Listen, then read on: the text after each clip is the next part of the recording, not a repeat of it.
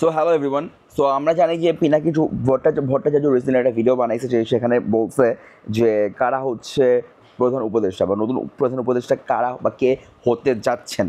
So ওখানে উনি বলেছেন যে তারেক জিয়ার কথা, যে তারেক জিয়া নাকি একজন ইয়াং লিডার, একজন ভিশনারি লিডার, যে নাকি ইয়াং এবং ওল্ড মানুষদের মধ্যে খুব ভালোভাবে কানেক্ট করতে পারবে। তার বয়সের বা এইজ লেভেল এখন হচ্ছে 40s দিকে। সো সে ইজিলি কানেক্ট করতে পারবে। তো তার মতো নাকি একজন ডাইনামিক বা ভিশনারি লিডারের প্রধান উপদেষ্টা হওয়া উচিত, যাতে বাংলাদেশে ভালো হয়। বাট আমার অপিনিয়ন হচ্ছে এদের মতো চোরদের, মানে তারেক জিয়ার মতো চোর বা তার যে খাম্বা কেলেঙ্কারির সাথে যুক্ত ছিল, বা শেখ হাসিনার মতো ফ্যাসিস্ট সরকার, যে খুনি হাসিনা বলি আমরা, এদের মতো, বা জামাতের আমির যে আছে এখন কারেন্টলি, বা অন্যান্য যে এক্সিস্টিং দল আছে, বাম দল, ডান দল, হোয়াটএভার, আমি নতুন মানে পুরনো কাউকে দেখতে চাই না। আমি হচ্ছে নতুন নাহিদ ইসলাম, আসিফ মাহমুদ বা হাসনাত বা সার্জিজ আলম, এদের মতো কোনো ইয়াং ডাইনামিক লিডারকে মানে ক্ষমতায় দেখতে চাই বা প্রধান উপদেষ্টা হিসেবে দেখতে চাই।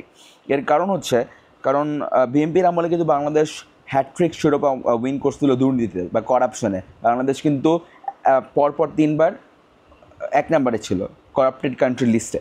দেন আগেন শেখ হাসিনার আমরা অনেক কেলেঙ্কারি, অনেক স্ক্যাম, অর্থ পাচার, দেশকে দেউলিয়া করে দেয়া, চাইনিজ জেট ট্র্যাপ, দেন হচ্ছে ভারতের কাছে বেচে দেয়া, পোর্ট বেচে দেয়া, কত কিছু তো শুনলাম, কত অ্যালিগেশনস দেখলাম। যারা এক্সিস্টিং নেতা ছিল তারা তো কোটি কোটি টাকা, হাজার কোটি টাকা মেরে দিচ্ছে। ইভেন প্রধানমন্ত্রীর পিয়ন যেখানে 4,000 কোটি টাকা সম্পত্তির মালিক বা 2,500 কোটি টাকা সম্পত্তির মালিক, এটা আবার আমাদের প্রধানমন্ত্রী নিজে পার্লামেন্টে নিজে বলতো। সো এইসব আমরা চাই না। ইভেন বিএনপির নেতাদেরও কিন্তু একজন ধোয়া তুলসী পাতা না, যে বাবর একটা টেরোরিস্ট ছিল। তারপর হচ্ছে আরও যারা ছিল, বাংলা ভাই নাকি বিএনপির সৃষ্টি ছিল। তো এইসব অনেক ধরনের মানে রাহাজানি, ছিনতাই, খুন আমরা বিএনপির আমলে দেখে আসছি। আমার এখনও মনে আছে, যখন আমি ছোটো ছিলাম তখন মনে হয় বিএনপি লাস্ট ক্ষমতা ছিল, খালেদা জিয়ার বাংলাটা ছিল আমার পাশেই, যে খালেদা জিয়া বিএনপির আমলে যখন কী পরিমাণ ভাঙচুর হতো বা গুন্ডাগিরি হতো, এসব আমি দেখে আসছি ছোটোবেলা থেকে। হ্যাঁ।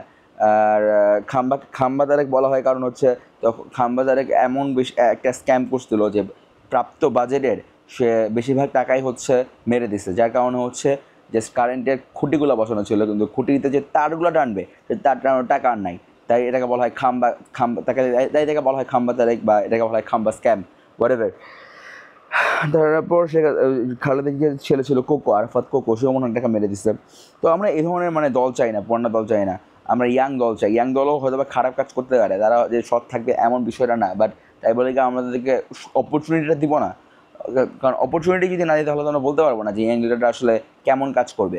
ফর এক্সাম্পল, বাংলাদেশ ক্রিকেট টিমে সাকিব আল হাসান ছিল, তামিম ইকবাল ছিল, তার এখন কেউ নাই, মাহমুদুল্লাহ ছিল, মুশফিক ছিল, তাই বলে কি এখন ইয়াং প্লেয়াররা কি খেলবে না, তাদেরকে রিপ্লেস করবে না? বাংলাদেশ ক্রিকেট টিম কি এভাবেই চলতে থাকবে?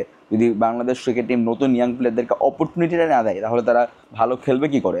So same goes for this. Even এছাড়া আমি যেটা বলতে চাই যে কিছু কিছু দল আছে, যেমন বিএনপির দলে কিছু ভালো ভালো লিডার আছে, আওয়ামী লীগের দলে কিছু ভালো ভালো লিডার আছে।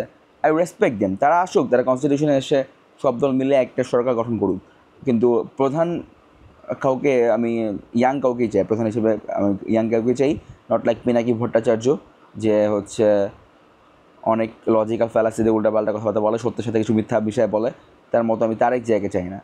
পিনাকি মনে হয় এখন বিএমপি করতেছে, পিনাকি ভট্টাচার্য, তাই হচ্ছে উনি হয়তো তারেক রহমানকে চাচ্ছে, বাট আমি তারেক জিয়াকে চাই না, নতুন কাউকে চাই। সেটা হতে পারে হাসনাত, সার্জিজ আলম, আসিফ মাহমুদ, অথবা আপনার আমাদের মধ্যে যে কেউ। So bye. And if you guys like the video, don't forget to subscribe the video and share the video with your friends. Bye.